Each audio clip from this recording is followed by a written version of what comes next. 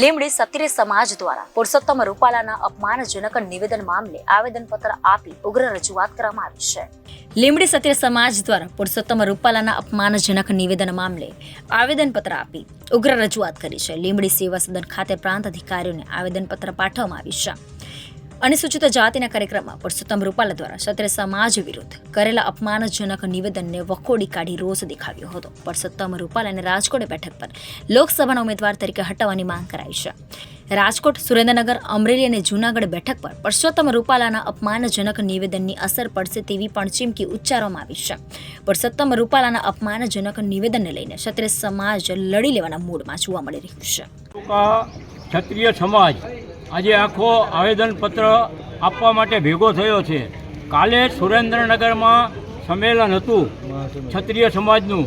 એમાં નક્કી કરેલું છે કે ગુજરાત રાજ્યની 90 સંસ્થાઓ 33 જિલ્લાના જે આપણા આગેવાનો છે એમાંથી એક કમિટી બનાવી છે અને એ કમિટી જે આદેશ આપે એને આપણે સૌએ વળગી રહેવાનું છે. અને આપણી સંખ્યા ગુજરાતમાં 17% છે અને છતાં પણ એક ઉમેદવારને બદલવામાં આટલી બધી વાર લાગે છે.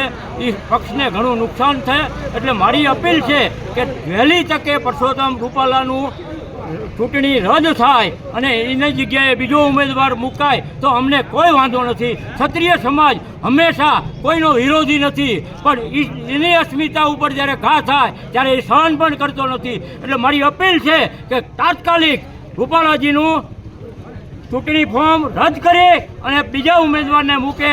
અમારે કોઈ જ્ઞાતિ અરે વેર નથી. ફક્ત ને ફક્ત અમારા અસ્મિતા ઉપર જ્યારે ઘા થશે ત્યારે અમે સહન કરવાના નથી. બોલો અંબે માતા કી. રાજકોટની સીટ ઉપર વર્તમાન ઉમેદવારે અમારા સમાજ વિરુદ્ધ જે ટીકા ટિપ્પણ કરેલ છે એ ટીકા ટિપ્પણથી અમે સર્વ ક્ષત્રિય સમાજ ગુજરાતનો નારાજ છે. અને જ્યાં સુધી વર્તમાન ઉમેદવારની ટિકિટ રદ કરવામાં નહીં આવે ત્યાં સુધી સમગ્ર ગુજરાતની અંદર ક્ષત્રિય સમાજ પોતાનો વિરોધ નોંધાવશે. Bureau report Janadesh news, Surendranagar.